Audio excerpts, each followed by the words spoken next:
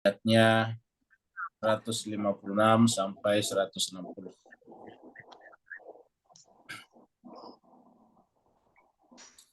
A'udzubillahi minasyaitonirrajim.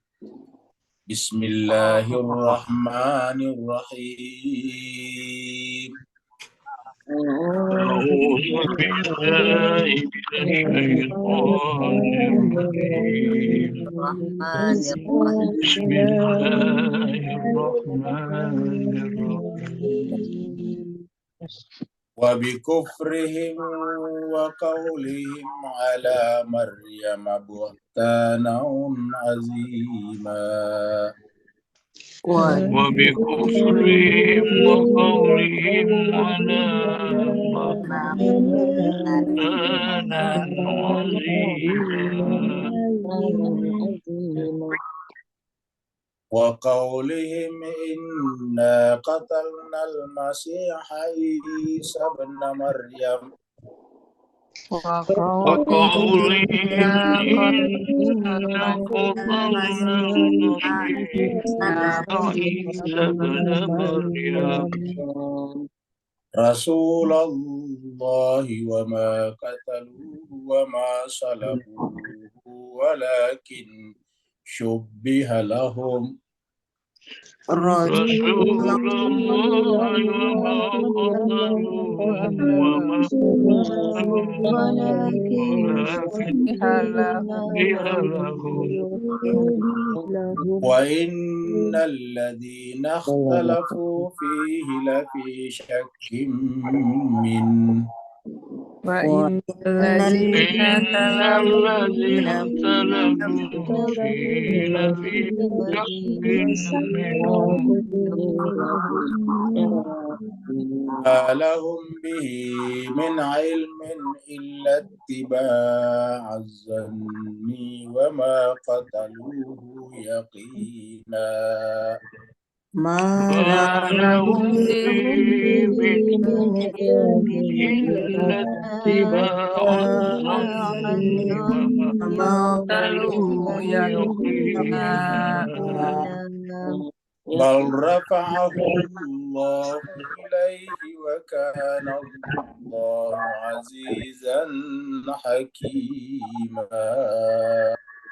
بل رفعه الله إليه وكان الله عزيزا حكيما.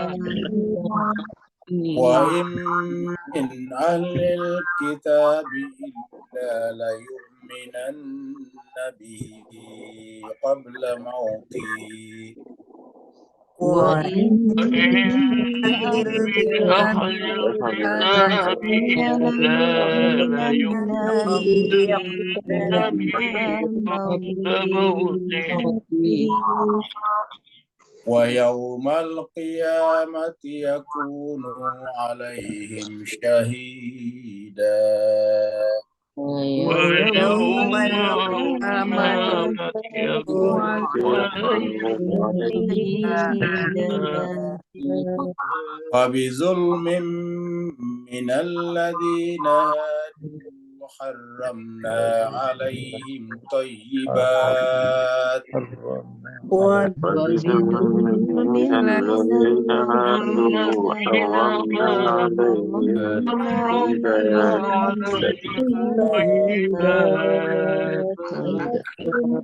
حلت لهم وبصدهم عن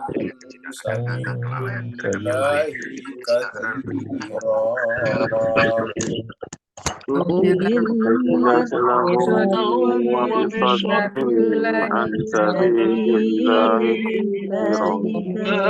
كثيرا. صدق الله العلي العظيم. صدق الله العلي العظيم. اللهم صل وسلم زد وبارك على رسول الله وآله الأطهار.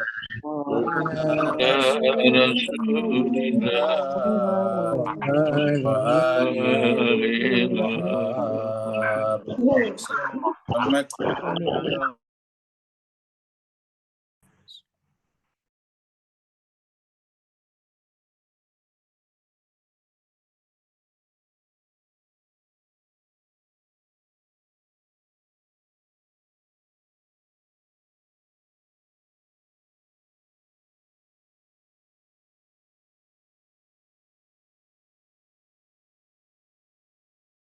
Ustadz, mikrofonnya Ustadz.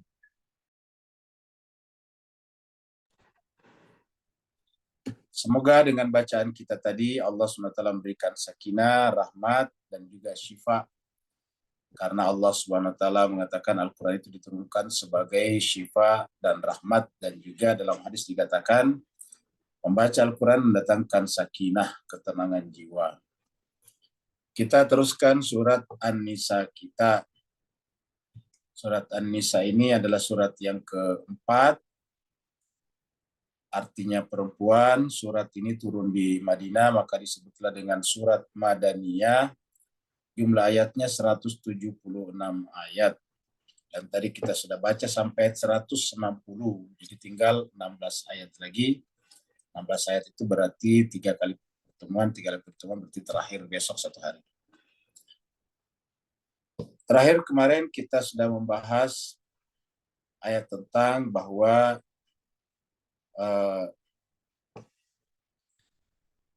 orang-orang ahli kitab, terutama Yahudi dan yang lain, itu mengingkari perjanjiannya dengan Allah SWT. Bahkan kemudian kalau Yahudi ini bahkan ada yang membunuh nabi-nabi dengan tanpa alasan yang benar. Allah SWT berfirman, A'udzubillahi minasyaitonirrajim, Bismillahirrahmanirrahim. Fabima naqdihim mitsaqahum. Maka disebabkan oleh naqdihim, keingkaran mereka terhadap misak, perjanjian. Kita sudah bahas perjanjian ini. Wa kufrihim, dan keingkarannya, sikap menutup dirinya terhadap ayat Allah biayatillah. Wa qatlihimul anbiya'ah, bahkan membunuh nabi-nabi bighairi haqqin, tanpa alasan yang benar. Jadi mereka punya tradisi, punya jejak historis yang sangat kelam. Bahkan sejak dari awal kita tahu bahwa Bani Israel itu terbentuk sejak zamannya Nabi Yakub, karena yang namanya Bani Israel adalah Bani Yakub. Seperti mana kita semua Bani Adam, karena kita adalah anak-anak Nabi Adam.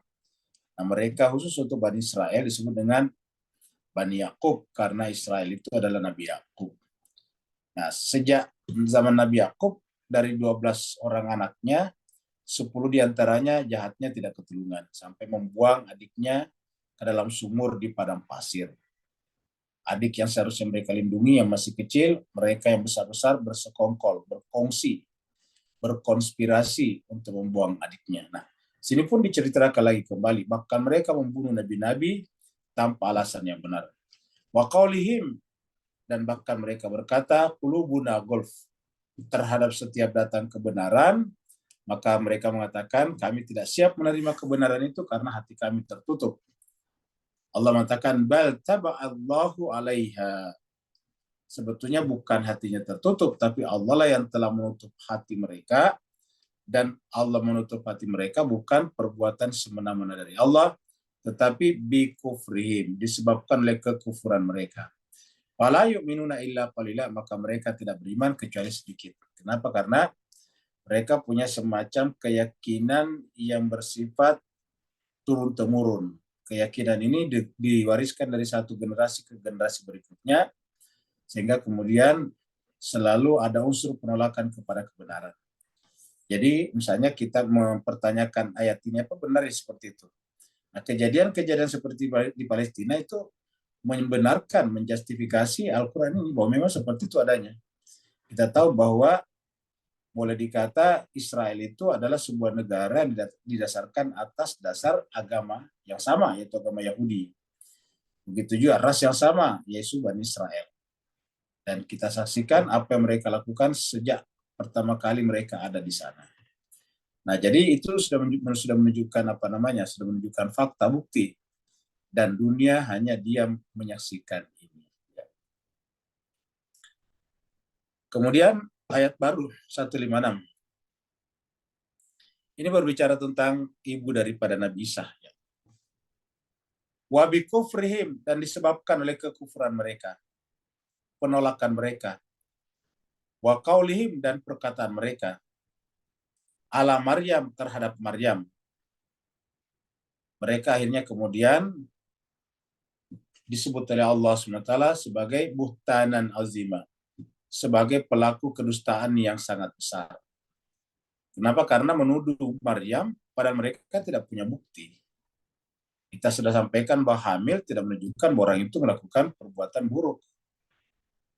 Tidak ada tanda, tidak ada hubungan sama sekali dengan itu. Jadi begitulah sebabnya, maka banyak kasus-kasus yang disebutkan dalam Al-Quran bahwa tidak semua yang kita lihat itu lantas bisa dihukumi sebagai disebabkan oleh sebab yang kita anggap mungkin bisa menjadikan itu sebagai akibat. Seperti hamil kan berarti berhubungan laki perempuan. Tetapi tidak selamanya seperti itu. Kenapa? Karena harus ada buktinya, harus ada faktanya. Kalau faktanya tidak ada kan berarti tidak seperti itu. Jadi oleh sebab itulah faktanya lah yang harus kita periksa. Kalau tidak ada faktanya berarti tidak bisa dihubungkan, karena yang namanya akibat pasti ada sebabnya. Nah, cuma sebab itu ada macam-macam. Ya. Ada sebab yang sifatnya alamiah, ada sebab yang sifatnya teologis. Seperti alam semesta, tadinya tidak ada. Jadi adalah sebab akibat dari sebab. Siapa sebabnya? Yaitu sebab yang pertama, yaitu Tuhan. Kita sebut saya dengan sebab teologis. Ya, walaupun malah dalam ilmu filsafat mereka menyebutnya dengan istilah lain. Tapi kita sebut itu adalah sebab teologis. Kenapa? Karena dia melampaui apa yang kita saksikan melalui panca indera. Nah, jadi oleh sebab itulah perkataan mereka tentang Maryam, yaitu menuduh Maryam melakukan perbuatan buruk, itu maka kemudian disebut dengan buhtanan azima. Dia disebut dengan melakukan kedustaan yang besar. Kemudian ini kita lihat ini, ayat yang mirip, surat Al-Ma'idah. Ya, di surat Al-Ma'idah nanti kita berjumpa lagi dengan cerita Nasrani paling banyak. Jadi kita lihat cerita tentang Nabi Isa atau kekristenan ini, Nasrani itu banyak di Al-Imran, ya, yang baru kita lewatin. Kemudian nanti kita ketemu lagi dengan Al-Ma'idah, karena sama-sama.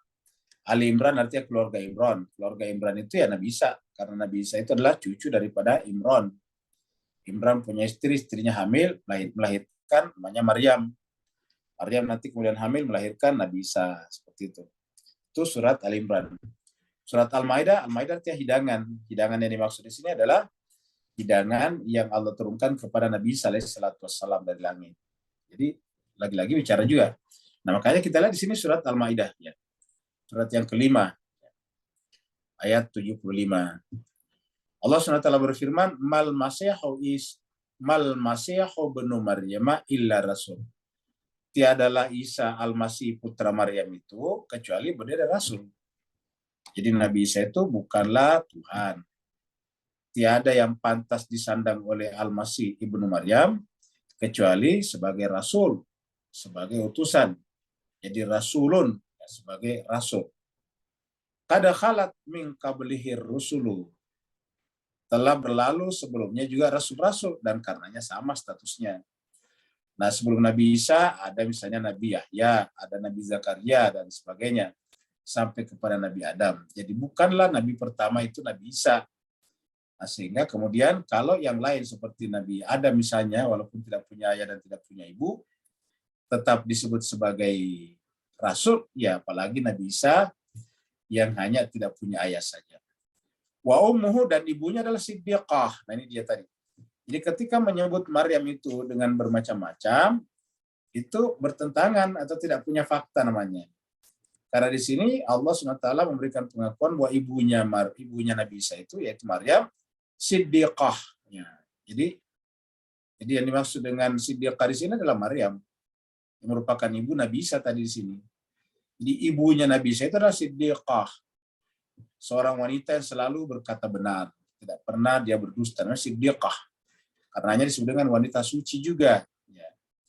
Jadi dia adalah siddiqah, tidak pernah berkata tidak benar, selalu kata-katanya benar. Sehingga ketika dia mengatakan menjelaskan tentang dirinya hamil tanpa suami, ya itulah yang benar, itulah keadaannya. Kecuali kalau masyarakat bisa membuktikan sebaliknya. Kan dimulai daripada perkataan kan, pengakuan daripada yang bersangkutan. Yang bersangkutan yaitu Maria mengatakan saya hamil tanpa suami. Nah, itu yang diterima karena pengakuan dia. Sampai kita bisa menemukan bukti sebaliknya. Dan sampai sekarang pun juga orang-orang Yahudi yang menentang Nabi Isa tadinya itu juga tidak bisa menunjukkan bukti sebaliknya. Jadi hanya sederhana saja loncat, penelarannya loncat. Oh, kalau ada perempuan hamil, pasti ada laki-laki di belakangnya. Ya, jadi seperti itu. Jadi kalau ada yang hamil, pasti ada laki-laki di belakangnya. Apa sebabnya? Karena dia hanya berhenti pada sebab akibat alamiah. Lupa bahwa sebab akibat ini berbentuk mata rantai ke atas. Sebab akibat, dan pada akhirnya sampai kepada sebab yang tertinggi. Nah, ketika sebab yang tertinggi melakukan perbuatan pada wilayah akibat sekarang, maka itu tidak melewati hukum alam, hukum sebab akibat alamiah. Nah, seperti itulah kira-kira. Sehingga Maryam itu tidak bisa kita menuduh macam-macam karena tidak ada satupun yang bisa menunjukkan bukti. Tidak ada satupun laki-laki yang bisa memberikan pengakuan. Apalagi kejadian ini terjadi kapan? Terjadi 2000 tahun yang lalu. Sekarang kan 2024. 2024 itu Nabi Isa lahir. 2024 tahun yang lalu Nabi Isa lahir. Iya, kejadiannya 2024 tahun yang lalu. Ya, 2024 tahun yang lalu bayangkan Pak sekalian, di mana-mana belum bisa orang keluar berjalan secara bebas, tidak seperti sekarang. Tidak ada mall, tidak ada bioskop, tidak ada apa-apa, ya. Jadi untuk memberikan tuduhan-tuduhan seperti itu agak susah. Ambil contoh, jangankan 2000 tahun yang lalu. 200-300 tahun yang lalu saja kan hampir tidak ada pergaulan bebas. Tidak ada orang susah, orang bertemu satu sama lain. Kenapa? Karena tidak ada tempat-tempat pertemuan. Kalau sekarang kan ada mall, ada bioskop, ada istilah di Malaysia, ada wayang misalnya. Di sana, di 200-300 tahun lalu tidak ada seperti itu. Sehingga hampir boleh dikata tidak pernah orang mendengar ada orang hamil di luar nikah pada saat itu. Kenapa? Karena mau ketemu di mana? Apalagi 2200 tahun yang lalu. Seperti itu. Maka kesimpulannya Al-Quran mengatakan wa ummu siddiqah. Ibunya itu adalah siddiqah. Ya. Tapi walaupun dia siddiqah, kana yakulani ta'am. Tapi dia juga makan makanan. Nah, karena dia makan makanan, dia manusia seperti kita juga. Karena logikanya begini Pak Usran.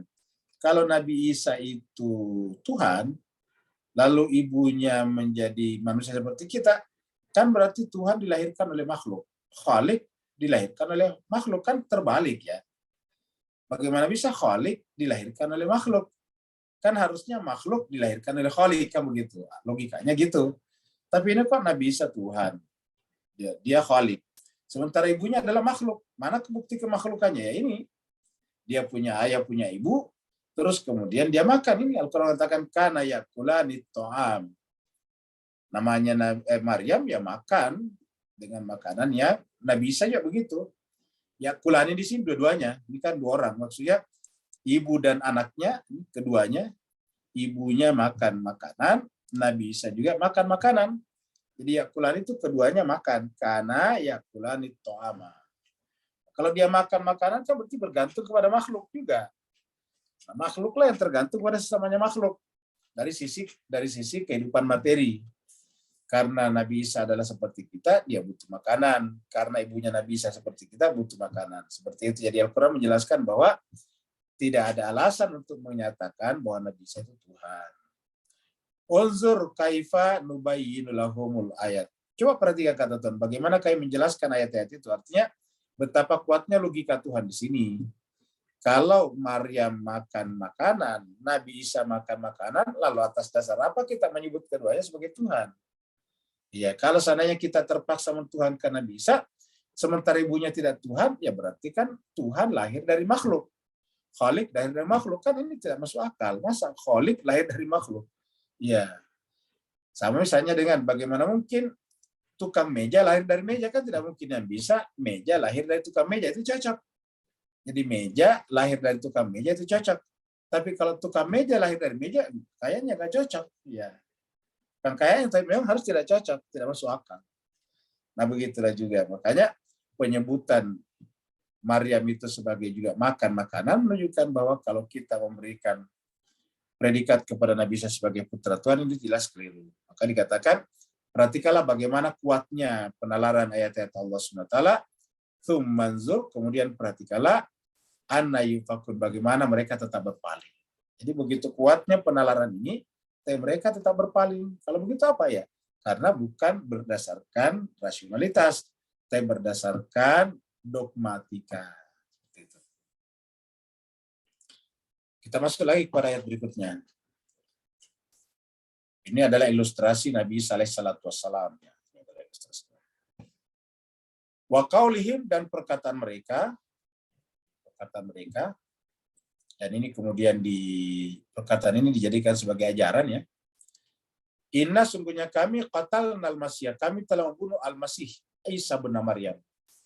Jadi mereka mengaku mereka telah membunuh Isa putra Maryam, yaitu disalib. Mereka mengaku kami telah membunuh Isa putra Maryam, kami telah menyalibnya di tiang salib bersama dengan yang lain. Ya Rasulullah, kami telah membunuh al-Masih Isa bin Maryam. Isa bin Maryam yang dimaksud adalah Rasulullah. Apa kata Tuhan? Jadi ini Tuhan memberikan penyanggahan. Ini Tuhan memberikan penyanggahan di sini. Wa ma qataluhu. Tuhan tidak membunuhnya. Kan mereka tadi mengatakan qatalna, kami telah membunuhnya. Allah mengatakan ma qataluhu, mereka tidak membunuhnya. Jadi pengakuan ini disangkal oleh Tuhan dengan mengatakan wa ma qataluhu, mereka tidak membunuhnya. Wa ma salabu, dan mereka tidak menyalibnya. Salabu itu salib. Mereka tidak menyalibnya juga. Jadi mereka juga tidak menyalibnya. Jadi mereka tidak membunuhnya, pun mereka tidak menyalibnya. Walakin, akan tetapi, syubbiha lahum. Akan tetapi, mereka menangkap orang yang salah. Lahum itu yang mirip saja. Syubbiha itu diserupakan. Nabi Isa-nya yang asli kemudian diangkat, nanti ayat berikutnya. Lalu kemudian yang ditangkap adalah yang mirip Nabi Isa, syubbiha lahum. Ini penyangkalan dari Allah, tidak mereka membunuhnya, tidak juga mereka menyalibnya. Wa innal ladzina ikhtalafu fihi, dan sungguhnya orang-orang berselisih. Dan ingat sekali itu terjadi perselisihan yang sangat dalam. Perselisihan itu nanti sedikit agak meredam setelah konsili Nicea tahun 325 Masehi. Kenapa? Karena ada penyeragaman dari pihak kerajaan. Tapi intinya adalah wa innal ladzina ikhtalafu. Mereka berselisih berkenaan dengan itu. Dan mereka berselisih berkenaan dengan Nabi Isa tadi, berkenaan dengan apakah Nabi Isa dibunuh atau disalib. Nah, orang-orang yang berselisih itu lafi syakkimin, benar-benar berada dalam keraguan. Jadi kalau kita bisa melihat hati mereka berada dalam keraguan. Kenapa? Karena tidak ada alasan yang memungkinkan Nabi Isa misalnya disalib.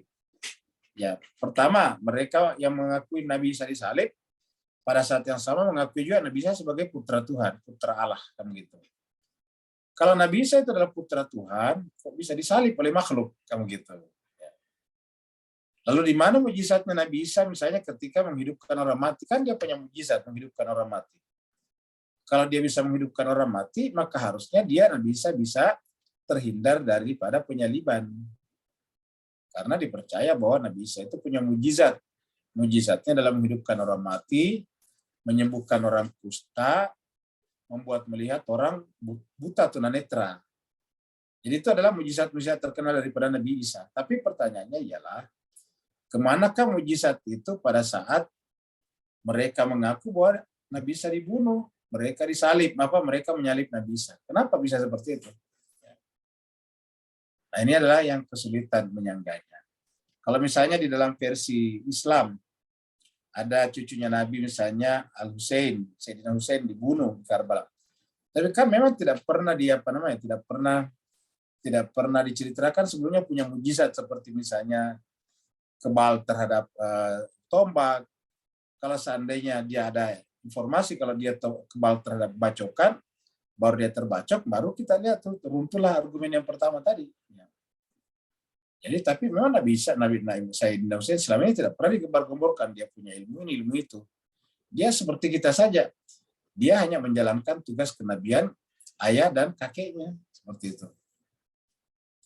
Makanya dikatakan mereka yang berselisih itu pasti berada dalam syak. Syak ini ragu yang luar biasa minhu tentang Nabi Isa yang disalib itu tadi. Jadi ketika mereka mengatakan Nabi Isa dibunuh atau disalib, sebetulnya bertentangan dengan doktrin-doktrin mereka bahwa Nabi Isa itu adalah putra Tuhan. Nabi Isa punya berbagai macam mukjizat. Ya, kalau dia putra Tuhan, bagaimana caranya kok Tuhan membiarkan putranya dibunuh oleh manusia? Maka lahirlah doktrin berikutnya. Cerita berikutnya lagi, apa itu? Yaitu Nabi Isa memang disalib, dibunuh. Lalu kenapa bisa dibunuh? Ya karena dia membiarkan dirinya diperlakukan seperti itu agar menjadi tebusan atas dosa-dosa manusia. Jadi tebusan atas dosa-dosa manusia. Nah, tentu kita kejar lagi. Kok manusia berdosa? Kapan dia berdosa? Kan begitu. Saya katakan, ya manusia berdosa sejak Nabi Adam. Lah ini menjadi susah lagi diterima. Nabi Adam yang berdosa, kita yang menanggung dosanya, kan begitu. Ini kan menjadi susah dicerna. Masa kakek nenek kita yang berdosa, kita sekarang menanggung dosanya. Dan tidak ada sistem hukum di dunia seperti ini. Bahwa karena bapaknya korupsi dan tiba-tiba dia meninggal, ya diganti sama anaknya. Tidak ada seperti itu. Ya. Jadi ini bertentangan lagi dengan dengan penalaran hukum yang lain. Bapak Ibu sekalian, tetapi walaupun kita membicarakan ini saudara-saudara kita Nasrani ya, karena ini kita bicara ayat itu, bahwa kita tidak setuju dengan doktrin-doktrin mereka, tetapi ketidaksetujuan kita ini tidak lantas membuat kita tidak berhubungan baik dengan mereka. Ini hanya menyampaikan bahwa keberatan kita orang Islam ya seperti ini dalam Al-Quran. Bahwa mereka sebetulnya ragu, dan kata-kata ragu itu mereka susah menjelaskan. Karena kalau dia disalib, kok bisa Tuhan disalib? Kan begitu. Kalau dibunuh, kok bisa putra Tuhan dibunuh? Di mana Tuhannya? Akhirnya terpaksa dibikin lagi cerita berikutnya. Dia membiarkan dirinya dibunuh untuk menebus dosa umat manusia. Loh, kok manusia semua punya berdosa sampai kemudian ditebus? Dia katakan, ya terpaksa balik ke atas. Dosanya itu turunan sejak Nabi Adam melakukan kesalahan. Nah ini lebih lucu lagi. Nabi Adam yang melakukan kesalahan, kok bisa kita anak cucunya ikut berdosa, menanggung dosanya. Sehingga butuh Nabi untuk menebus dosa kita dari mereka. Nah, jadi begitulah. Malahum bihi min ilmin. Bagi mereka tidak punya ilmu. Kata-kata ini bagus. Malahum min ilmin. Orang yang berbicara begitu hakikatnya tidak punya ilmu sebetulnya. Tadi kita lihat sederhana sekali logika-logikanya kan. Dan ilmu itu selalu logis.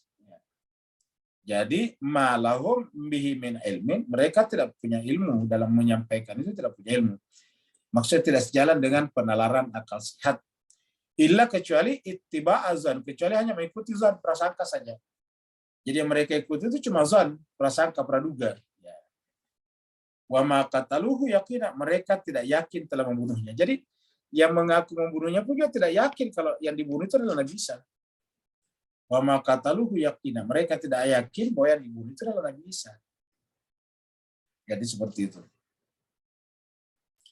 Jadi ayat seperti ini kita bisa temukan di dalam Al-Quran juga. Di ayat lain maksudnya, surat Ali Imran. Ini kita baca surat Ali Imran ayat 55. Idza qala Allah, ingatlah tatkala Allah berfirman, ya Isa, wahai Isa, inni mutawaffika. Saya mewafatkan kamu. Maksudnya mewafatkan itu saya sampaikan kamu kepada masa kenabianmu. Maksudnya itu sudah sampai tiba masanya, masa hidupnya.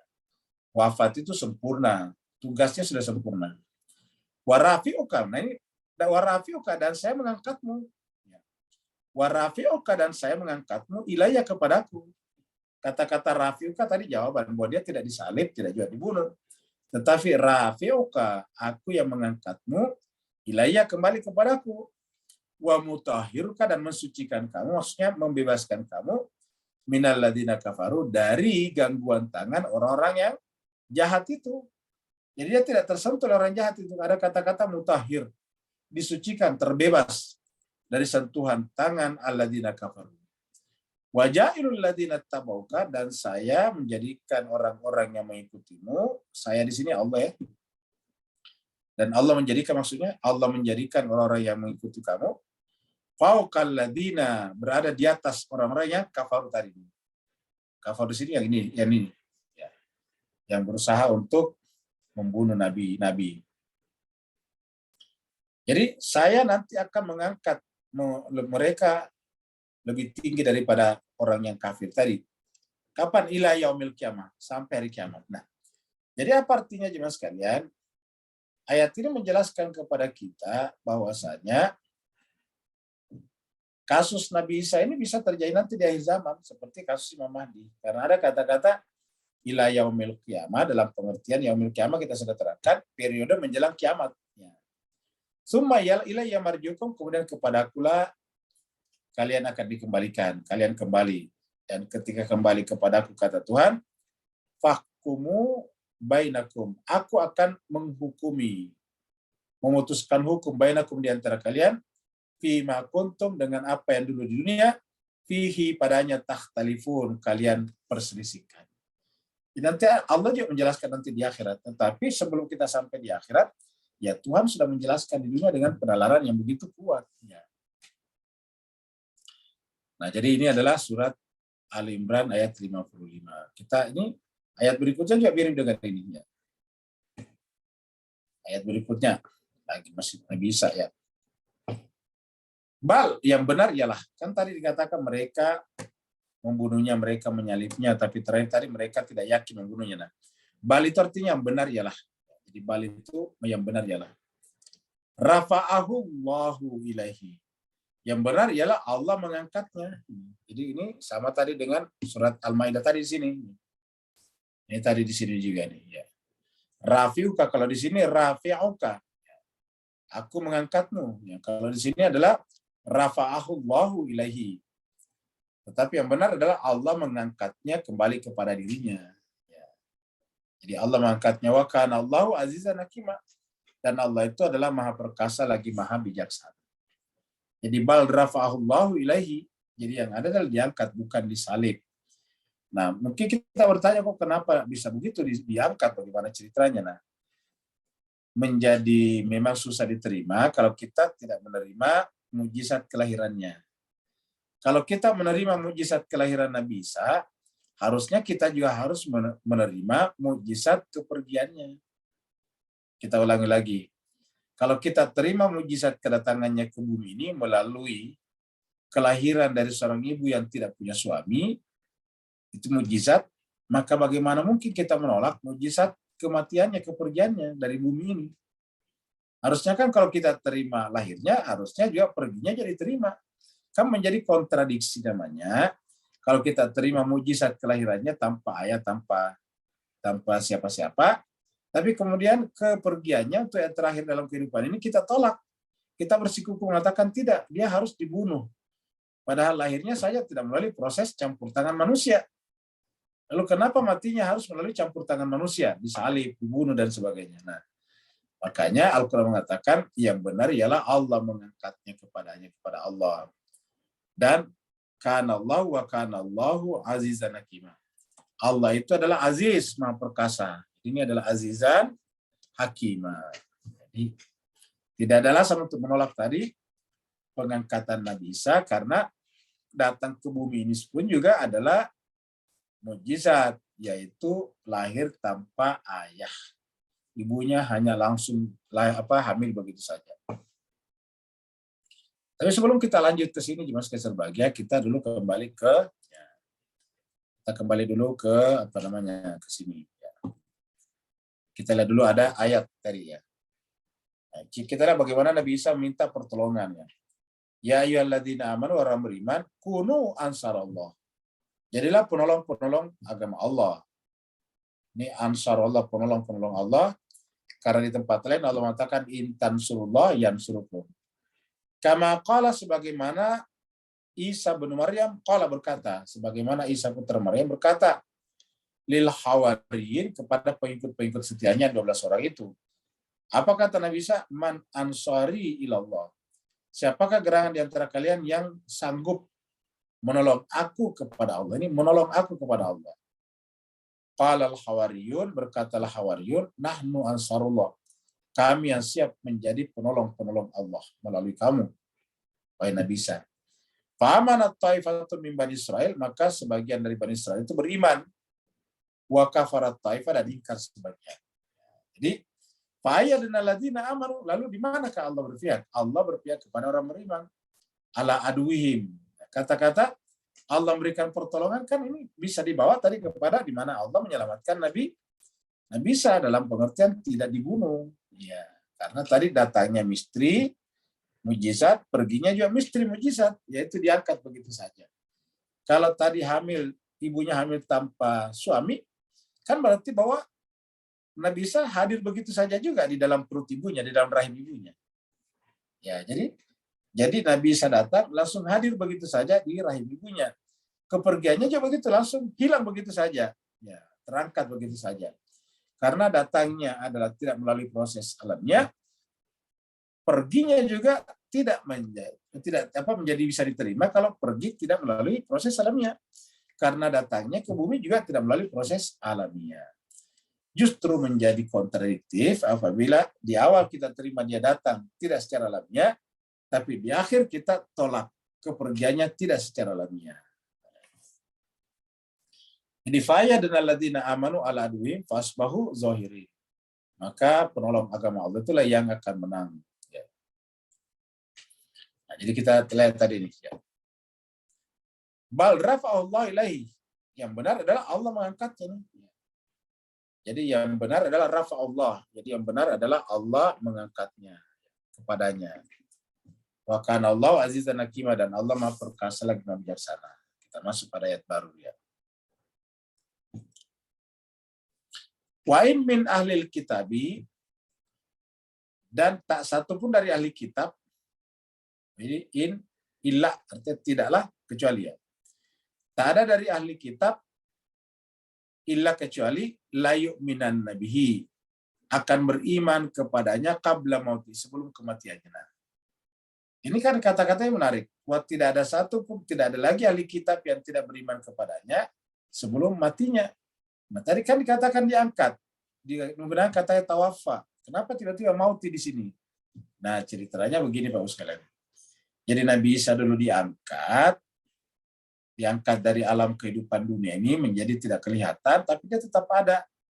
Dia nanti datang di akhir zaman bersama dengan Imam Mahdi untuk menegakkan keadilan sebagaimana manusia tadinya mengisinya dengan kezaliman.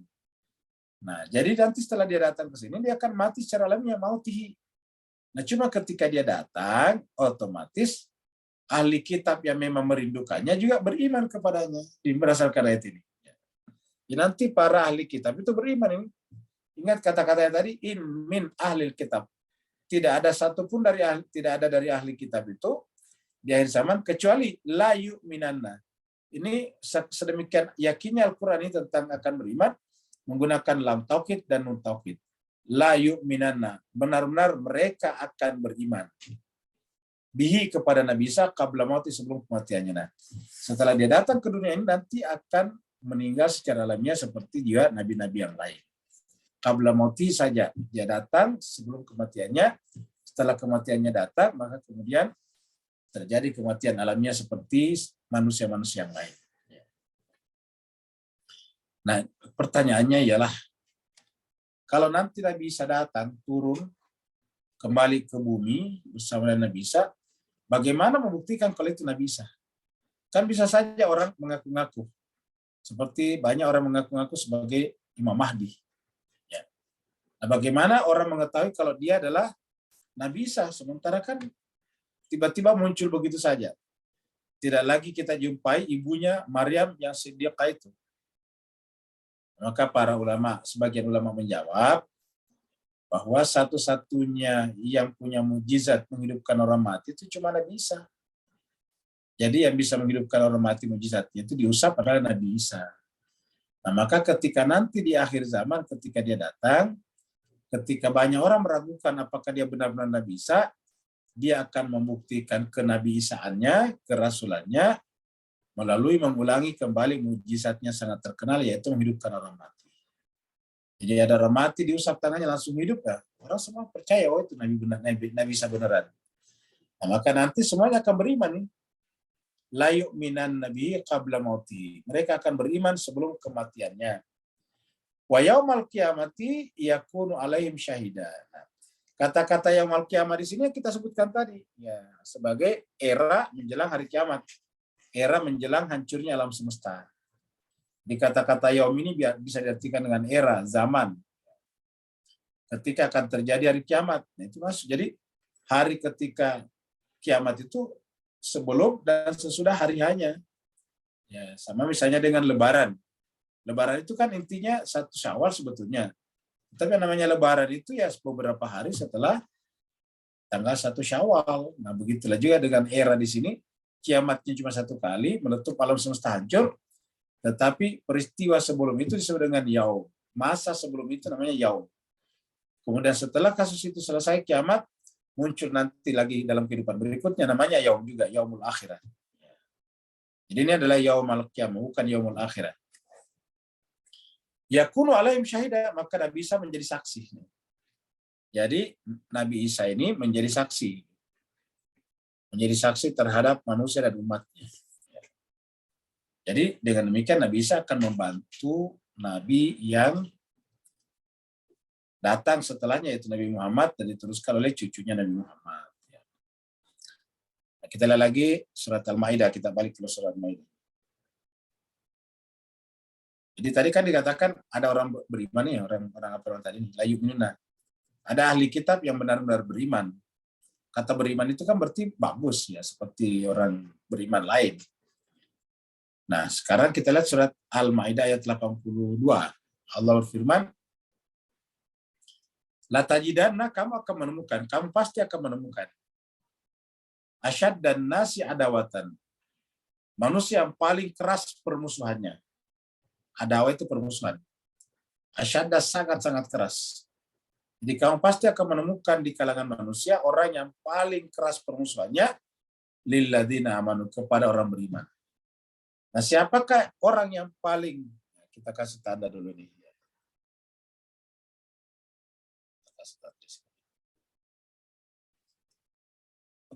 Pertanyaan, siapakah orang yang paling asyad dan nasi adawatan? Siapakah orang yang paling keras permusuhannya ini? Yang paling keras permusuhannya di sini. Siapakah mereka ini? Siapakah asyad dan nasi adawatan? Terhadap orang beriman ini, terhadap orang beriman ini. Lilladzina amanu. Jawabannya adalah al-Yahuda. Satu ya. Yang pertama adalah al-Yahuda, Yahudi. Terbukti sekarang. Walladzina asyraku, yang juga musyrik. Nah, jadi apa itu musyrik? Ya orang Islam, orang beriman. Orang beriman secara zahirnya. Tetapi dia juga menyembah berhala. Seperti kita ceritakan bahwa orang-orang musyrik di Mekah itu kan sekerabat dengan Nabi juga sebagian.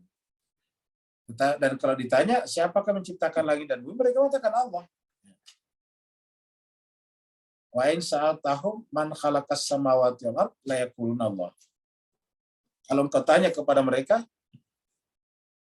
siapakah yang menciptakan langit dan bumi, dia katakan la yaquluna Allah. Tapi kok kenapa menyembah berhala, musyrik? Ya.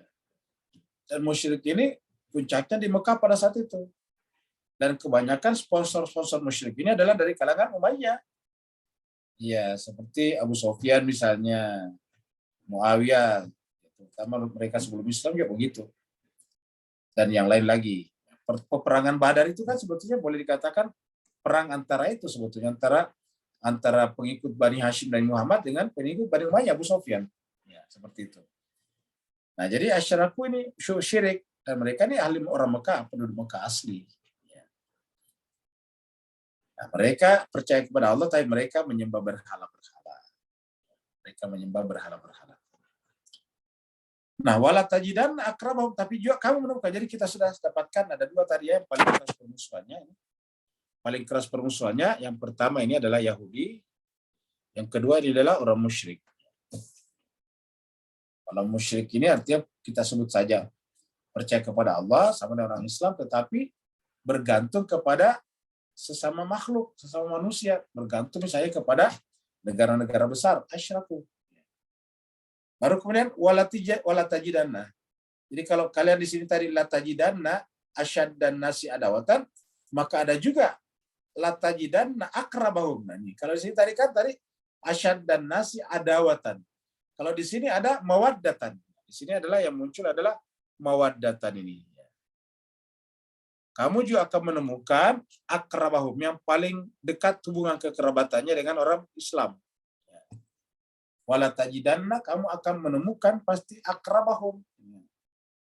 Yang paling dekat hubungan kekerabatannya dengan umat Islam, yaitu bahkan sampai pada tingkat menggunakan mawaddah, kasih sayang. Lilladzina amanu, kepada orang beriman. Jadi orang beriman disebutkan di sini. Nah, kalau di atas tadi kan permusuhannya kepada orang beriman.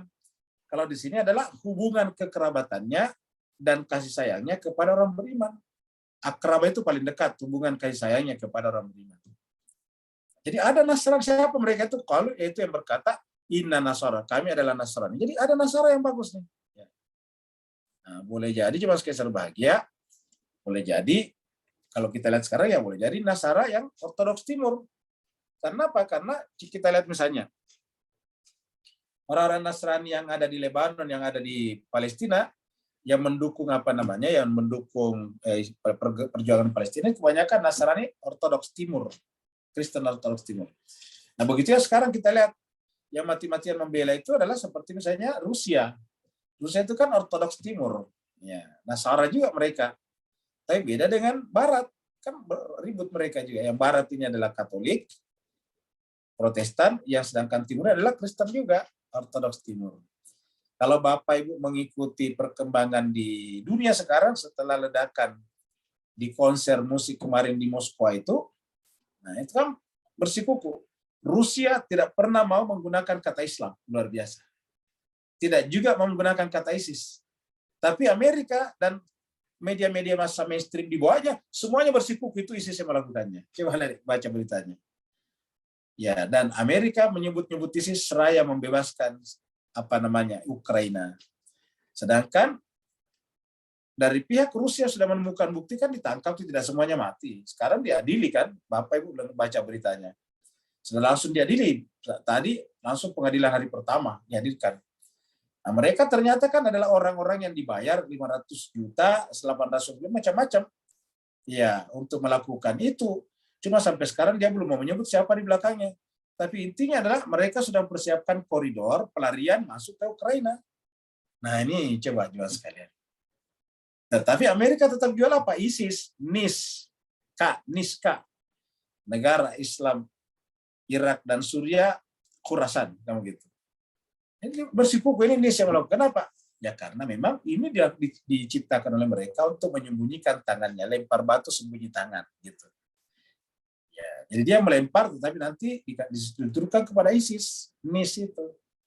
Makanya kita lihat menarik ini sekarang, jemaah sekalian, ikuti beritanya, karena Rusia tetap bersikuku ini Ukraina di belakangnya, bukan NIS, bukan Islam. Ya, coba. Walaupun yang ditangkap-tangkap ada orang Islam, kebanyakan ada orang Tajikistan. Ya, ini juga kita harus keberatan betapa Islam kita sering dipakai-pakai. Tentu kan, mohon maaf, ini kebodohan namanya.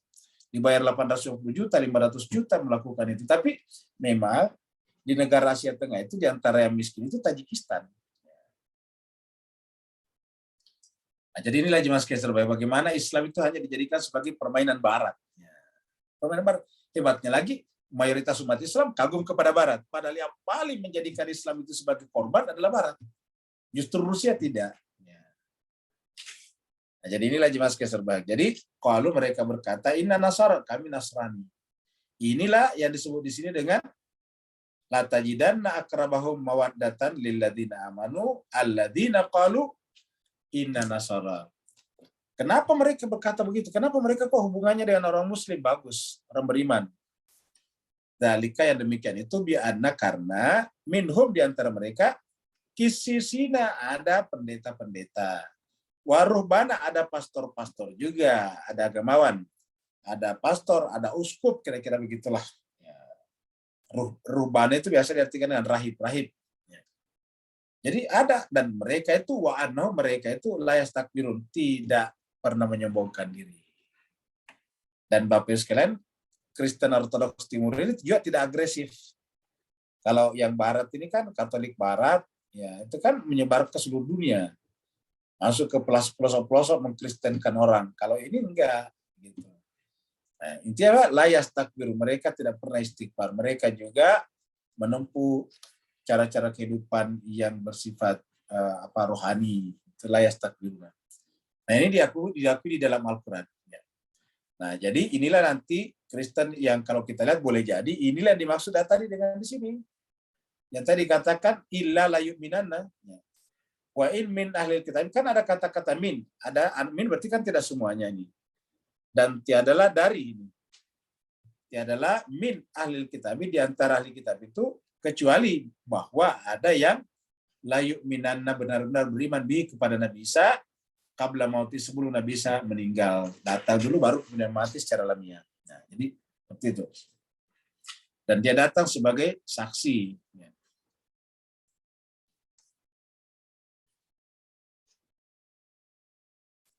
Ini adalah Yahudi, ini adalah tembok ratapannya. Fabizulmin minal ladzina hadu.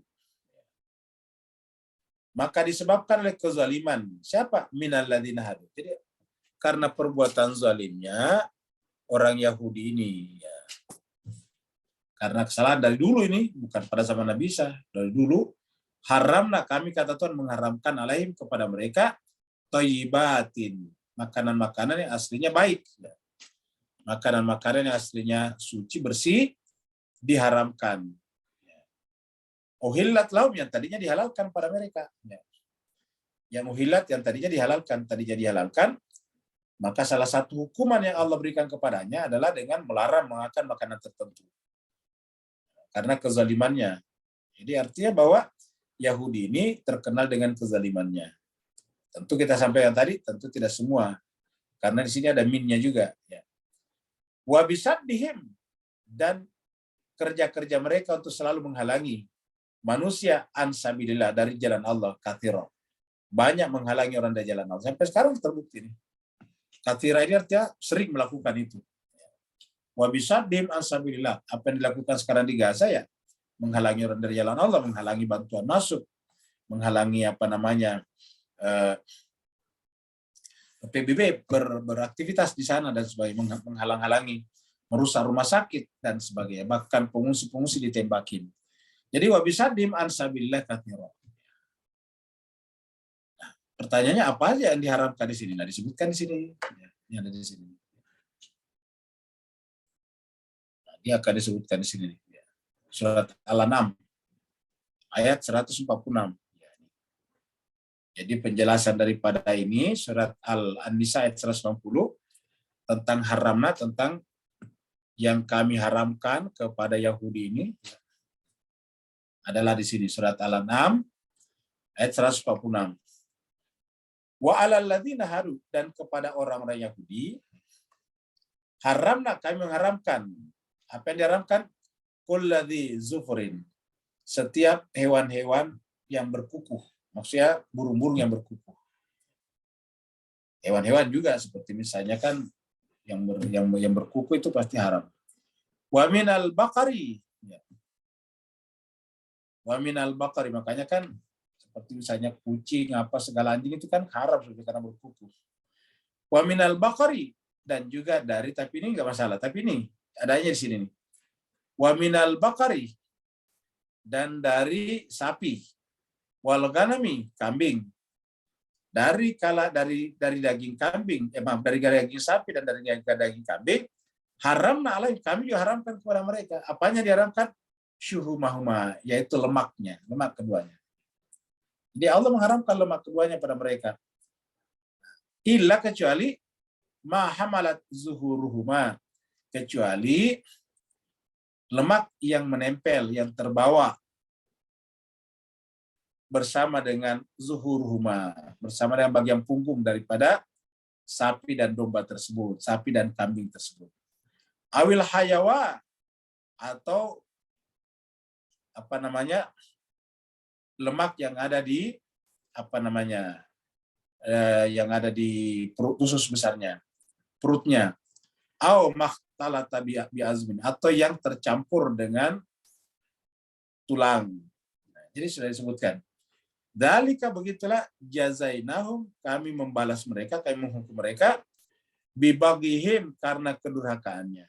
Jadi itu Tuhan lakukan, kami lakukan, kata Tuhan, bibagihim, jadi bukan tanpa alasan.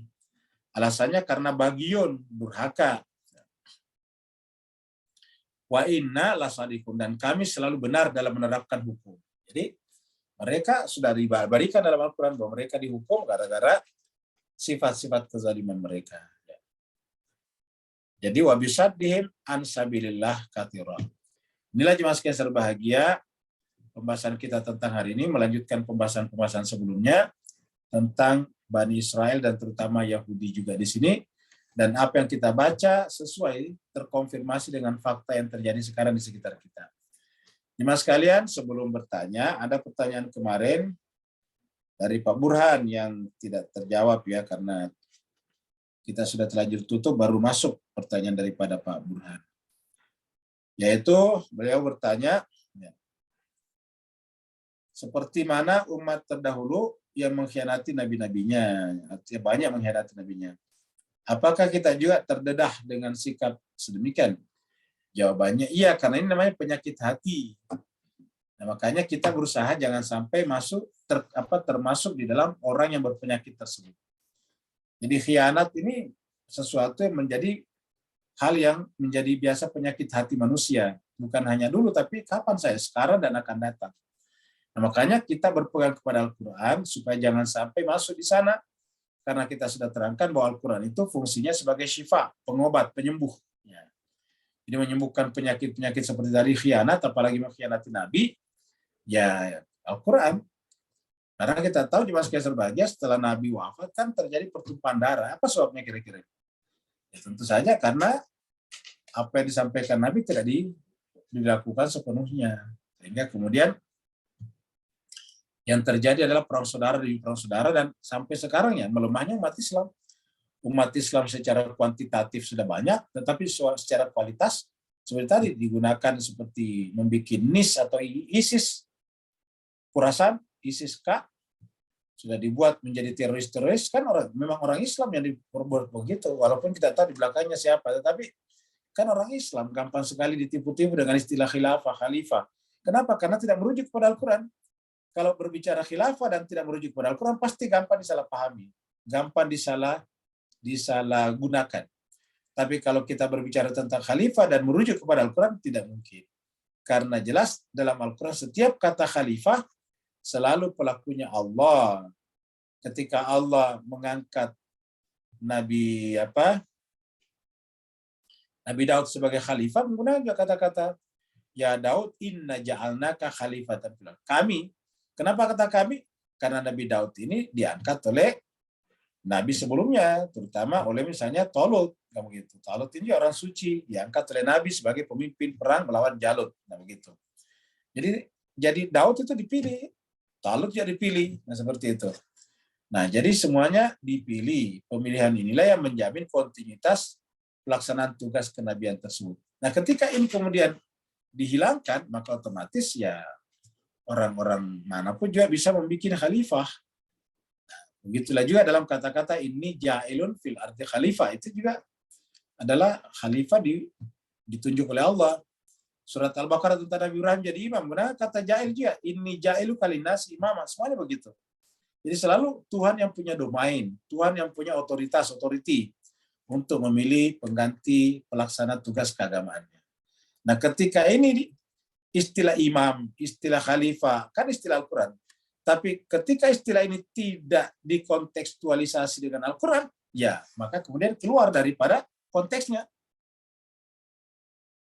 Ketika tidak dikontekskan kepada Al-Quran, ya dikontekskan oleh orang yang punya kepentingan. Tiba-tiba Abu Bakar al-Baghdadi mendeklarasikan dia khalifah. Tiba-tiba Osama bin Laden yang tidak pernah ketahuan sebagai belajar agama, tiba-tiba jadi agamawan. Gitu. Karena Osama bin Laden tidak pernah ketahuan sebelumnya sebagai ulama, ustadz, mempunyai karangan misalnya, tulisan, nggak ada. Tiba-tiba gitu di Afghanistan awalnya menjadi donatur membantu Amerika memerangi Uni Soviet, kok tiba-tiba jadi menjadi semacam pendiri khalifah juga. Nah inilah dia.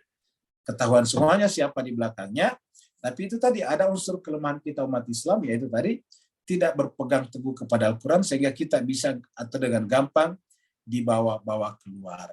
Ya, termasuk tadi kasihan, kalau Bapak Ibu ikuti berita dari Moskow kan kasihan itu yang sudah diperalat, orang Islam digebukin, ada yang kupingnya sudah terkelupas satu, luar biasa, disiksa beneran. Kenapa? Karena ya wajarlah kalau misalnya pemerintah Rusia marah luar biasa kan, seratusan orang meninggal lebih, membakar gedung, ya, kan brutal juga. Nah, akhirnya kemudian disiksa. Padahal pertama uangnya sudah tidak dapat juga. 850 juta nggak dapat, 500 juta sudah didapat. Kenapa ya? Tidak berhasil kan? Ada yang ditembak di dalam gedung, yang berhasil tadi lari, ditangkap semuanya. Nah, jadi inilah Bapak Ibu jemaah sekalian, mohon maaf lagi-lagi inilah kebodohan kita juga sebagai umat Islam. Makanya umat Islam itu harus kita naikkan kualitasnya. Jangan kita umat Islam ini hanya menjadi di bawah saja bangsa paria. Jangan kita mendekati umat kita dengan pendekatan hanya hidup daripada belas kasihan saja.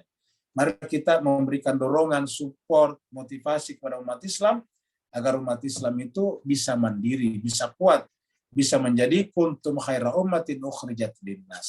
Seperti yang kita bahas sebelumnya. Itu dari Pak Burhan. Terus kemudian sebelum kita masuk pertanyaan berikutnya dari Pak Nur, sudah ada suara. Kita doakan dulu sahabat kita, ada jemaah kita yang meninggal suaminya kemarin yang pernah kita doakan juga, yaitu Ibu Rela ya. Ibu Rela yang meninggal suaminya, yaitu almarhum Bapak Sarno Hammam bin Prawira. Sarno Hammam bin Prawira. Secara pribadi dan juga mewakili seluruh jemaah juga dari Malaysia, Singapura dan seluruh penjuru tanah air dan dimanapun berada, mewakili mereka menyampaikan turut berduka cita, berbelasungkawa yang sedalam-dalamnya kepada Ibu Rela atas kepergian suami tercintanya.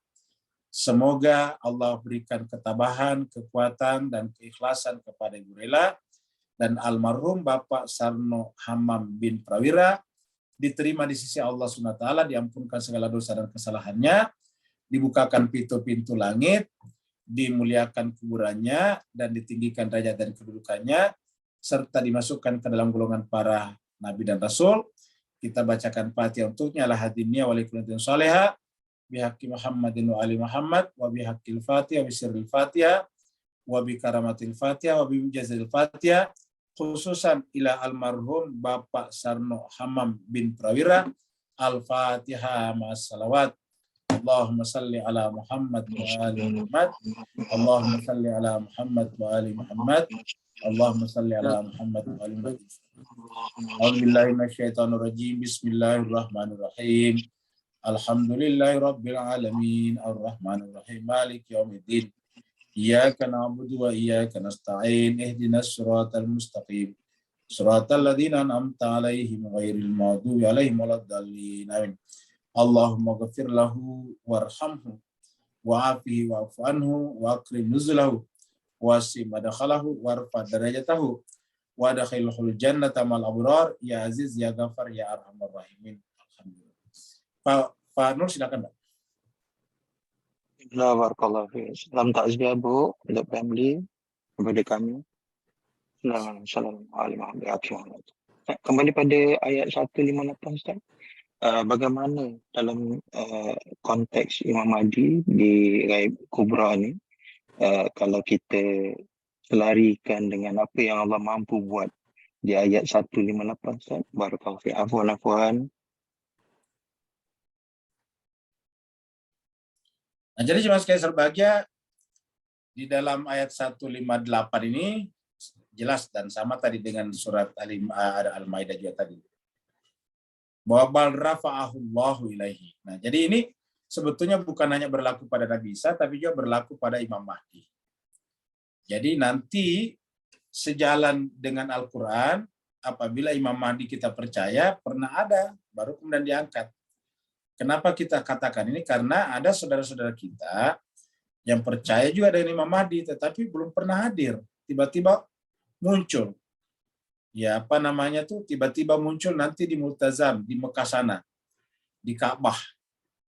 Dan tapi pada saat yang sama diakui kalau itu adalah keturunan Fatimah. Pertama ialah bagaimana kita mengetahui keturunan Fatimah kalau tidak ada ayahnya, tidak ada ibunya. Kan tidak mungkin tidak mungkin anaknya Fatimah langsung. Karena anaknya Fatimah itu kan cuma Hasan dan Husain yang laki-laki, Husain yang meninggal sebelum lahir. Nah jadi siapa? Ya, sedangkan diberi nama Muhammad, tidak ada nama anaknya Fatimah namanya Muhammad. Ya kan dikatakan namanya sabda namaku kata Nabi. Nah jadi tidak ada Muhammad. Nah dikatakan keturunan Fatimah. Bagaimana kita tahu keturunan Fatimah kalau tidak punya ayah? Kan nanti bisa kita tahu keturunan Fatimah kalau punya ayah kan begitu. Seperti contohnya di jemaah kita ini kan ada beberapa syarifah yang ikut atau para sayyid misalnya. Kan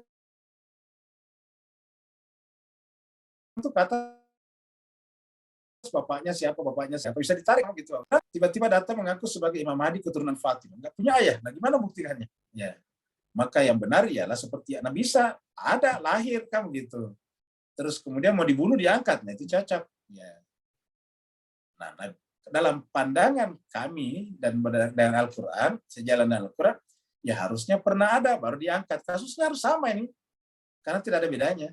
Bedanya satu Nabi Isa, satu adalah hakikatnya Nabi Muhammad. Kan ini hakikatnya Nabi Muhammad, kan pelaksana tugas Nabi Muhammad. Nah jadi dia diangkat. Ya, kata diangkat kan dari bawah, ada tadinya di bumi alam bawah. Nabi Isa tadinya kan ada di sini di alam bawah, bisa kita sentuh. Tadi disebut Al-Quran dia makan dengan makanan yang kita makan. Ya orang semua lihat. Nabi Zakaria memeliharanya kan begitu. Apa Nabi Zakaria memelihara ibunya kan begitu. Ibunya juga kemudian memelihara anaknya yaitu Nabi Isa. Nah, ya Maryam semua orang tahu dia kalau hamil itu buktinya ada. Terus kemudian ketika akan dibunuh diangkat. Nah, hal yang sama terjadi pada Imam Mahdi. Jadi Imam Mahdi itu adalah pernah ada, pernah lahir, karena mau dibunuh diangkat juga. Dan dia yang ke-12. Kenapa ke-12? Karena dalam Al-Quran, dalam hadis-hadis Nabi pun disebutkan bahwa pemimpin Imam Amir itu cuma 12. Ya, seperti mana bulan juga cuma 12. Nah, ketika ayahnya meninggal, yaitu Imam Hasan Al-Askari, maka rumahnya digeledah. Ditemukan anaknya langsung diangkat. Karena kalau ini anak dibunuh juga habislah keturunan. Karena Imam Hasan Al-Askari kan ke-11, ini ke-12. Nah, maka kemudian Allah mengangkatnya. Nah, Hasan Al-Askari siapa? Ya anaknya Ali, anaknya bapaknya namanya Ali Al-Hadi, Imam Ali Al-Hadi. Imam Ali bapaknya siapa? Ya bapaknya adalah Muhammad Taqi Al-Jawad kan begitu. Muhammad Taqi Al-Jawad siapa punya anak? Ya anaknya anak daripada Imam Ali Ar-Ridha ya begitu. Imam Ali Ar-Ridha atau biasanya disebut dengan juga Abul Hasan. Nah begitu saja dengan Imam Ali Ar-Ridha siapa bapaknya? Ya bapaknya adalah Imam Musa Al-Kadzim. Musa Kadzim siapa bapaknya? Ya bapaknya adalah Imam Ja'far As-Sadiq. Imam Ja'far As-Sadiq siapa bapaknya? Ya namanya Imam Muhammad Al-Baqir. Imam Al-Baqir siapa bapaknya? Ya bapaknya atau ayahnya adalah Imam Ali Zainal Abidin atau Sajjad. Ali Zainal Abidin As-Sajjad siapa bapaknya? Ya Imam Husain. Imam Husain siapa bapaknya? Ya Sayyidina Ali. Sayyidina Ali siapa istrinya yang melahirkan dia? Ya Fatimah. Fatimah siapa bapaknya? Muhammad, kan ketahuan. Tapi kalau tidak pernah lahir, gimana kita bisa mengurutnya ke atas?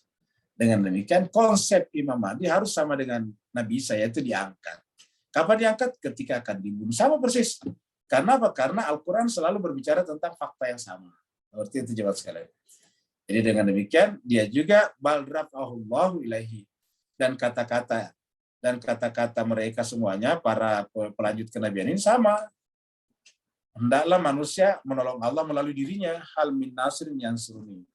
Itu yang terjadi pada nabi-nabi yang pada pengganti-pengganti nabi yang teraniaya, diracun, dibunuh seperti Al-Husain dan sebagainya, dibacok seperti Sayyidina Ali bin Abi Thalib karramallahu wajhahu.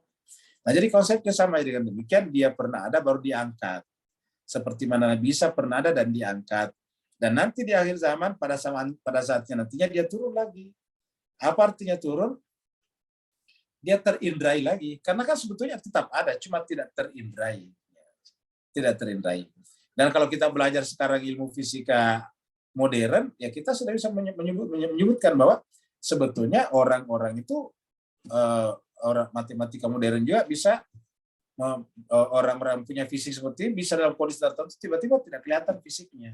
Artinya secara matematik dan fisika bisa diterima, terutama kaitannya dengan perubahan dimensi-dimensi. Nah, tentu ini kita tidak bahas karena waktu kita terbatas. Jadi kurang lebih seperti itu. Ada lagi satu pertanyaan sebelum kita tutup? Ada Ustadz 2 pertanyaan lagi di chat room. Iya, baik. Kita ke chat room.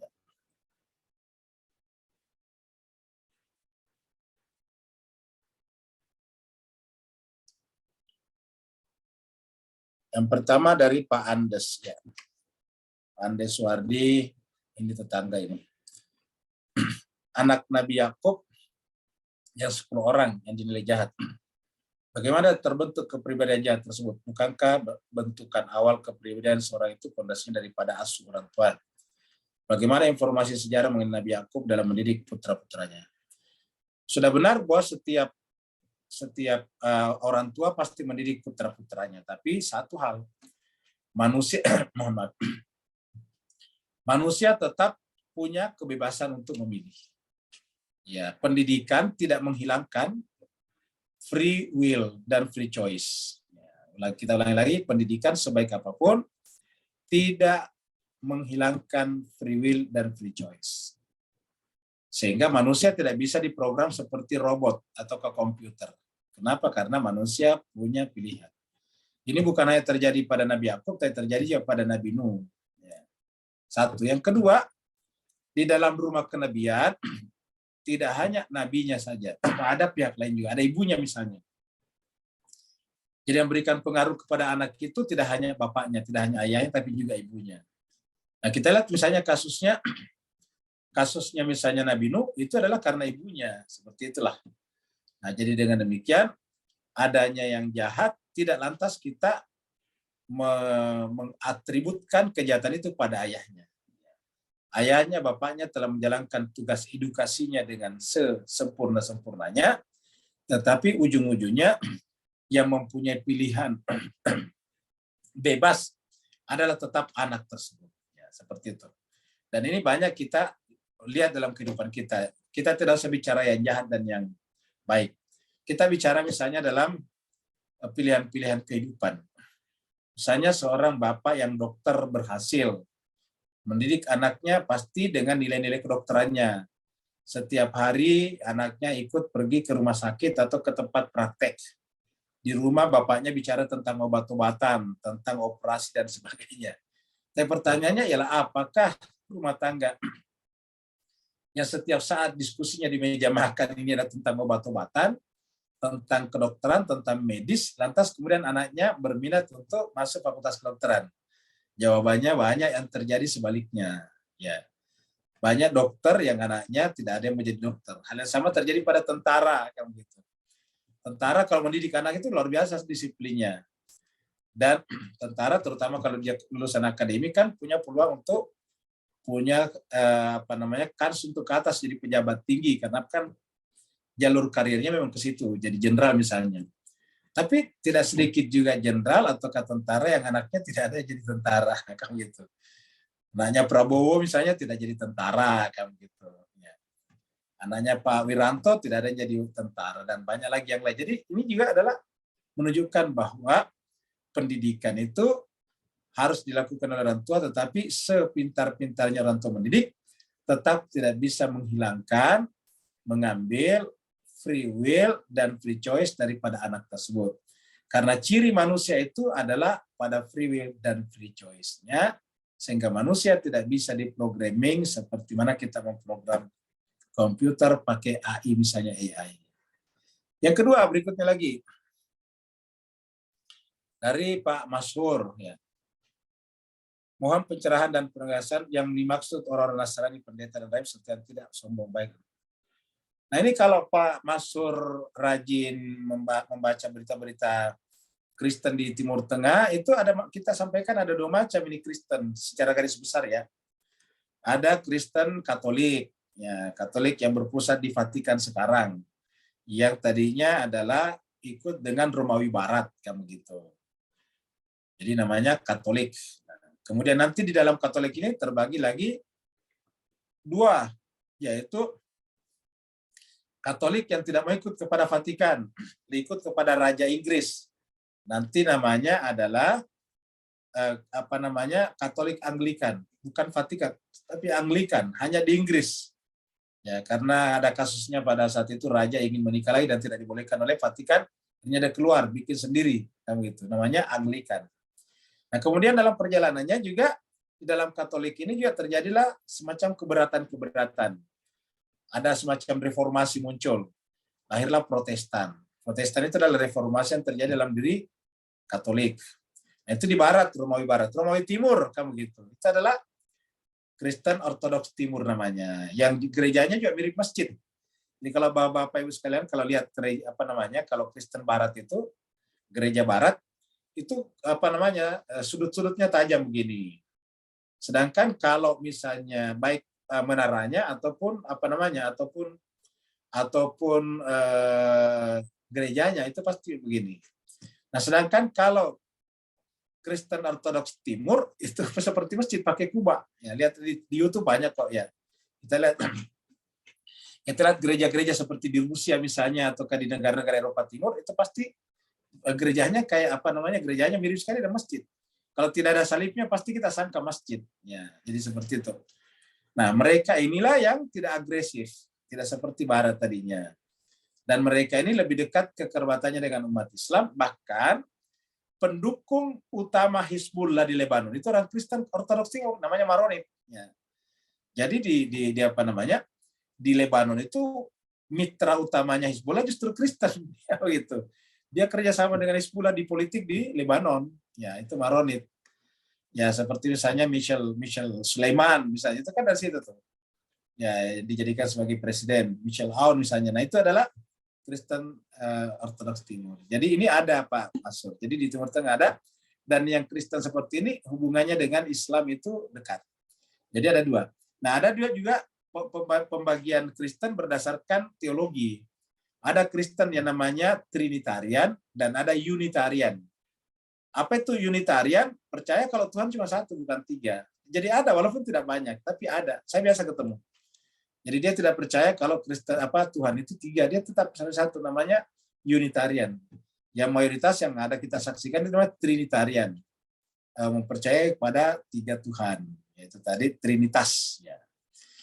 Terima kasih banyak Bapak Ibu sekalian, mohon maaf atas segala kekurangannya. Wassalamualaikum warahmatullahi wabarakatuh. Selamat beraktivitas, selamat bekerja dan seterusnya.